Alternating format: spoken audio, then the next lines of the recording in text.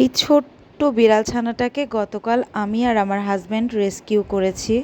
আমরা অফিস থেকে একটু নিচে নেমেছিলাম চা খেতে। তখন দেখি এই অসহায় অবস্থায় বাচ্চাটা পড়ে আছে।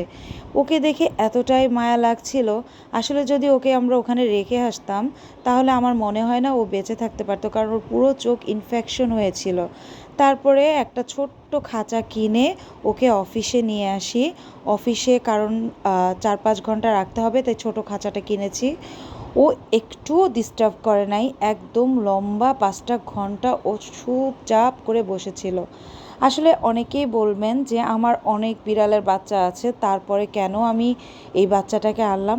আসলে কি বলবো, এরকম বাচ্চাটাকে পড়ে থাকতে দেখে কিভাবে পারি সহ্য করতে, যে বাচ্চাটা মরে যাক।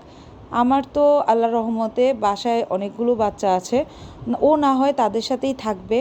তারপরে ওকে একদম ক্লিন করে দিয়েছি যাতে আমার অন্যান্য বিড়ালের কোনো ইনফেকশন না হয় ওর থেকে।